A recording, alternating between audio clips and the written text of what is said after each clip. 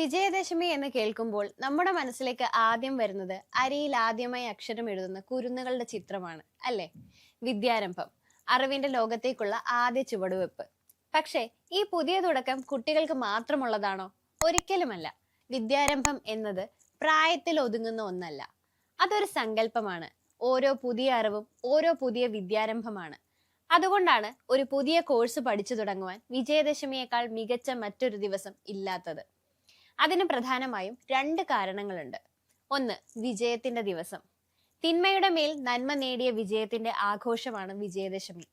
നമ്മുടെ ഉള്ളിലെ മടിയെയും പിന്നെ തുടങ്ങാമെന്ന ചിന്തയെയും പുതിയതൊന്ന് പഠിക്കുവാനുള്ള ഭയത്തെയും പരാജയപ്പെടുത്തുവാൻ ഇതിലും നല്ലൊരു ദിവസം വേറെയില്ല.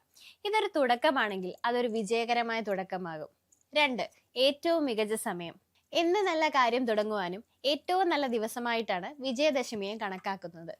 നിങ്ങളുടെ കരിയറിലോ ജീവിതത്തിലോ ഒരു പുതിയ മാറ്റം കൊണ്ടുവരാൻ നിങ്ങൾ ആഗ്രഹിക്കുന്നുണ്ടെങ്കിൽ ആ മാറ്റത്തിന്റെ ആദ്യ പടി വെക്കുവാൻ ഏറ്റവും അനുയോജ്യമായ സമയം ഇത് തന്നെയാണ്. അതുകൊണ്ട് ഈ വിജയദശമിക്ക് കുട്ടികളുടെ എഴുത്തിനിരുത്ത് മാത്രം കണ്ട് സന്തോഷിച്ചിരിക്കാതെ നിങ്ങൾ നിങ്ങൾക്കായി ഒരു സമ്മാനം നൽകൂ. നാളേക്ക് മാറ്റിവെച്ച ആ പുതിയ കോഴ്സിൽ ആ പുതിയ സ്കിൽ പഠിക്കുവാൻ ഇന്ന് തന്നെ ഒരു തുടക്കം കുറിക്കൂ. കാരണം ഓരോ പുതിയ അറിവും നമ്മുടെ ജീവിതത്തിലെ ഓരോ വിജയമാണ്. ഈ വിജയദശമി നിങ്ങളുടെ വിജയത്തിലേക്കുള്ള ഒരു തുടക്കമാകട്ടെ.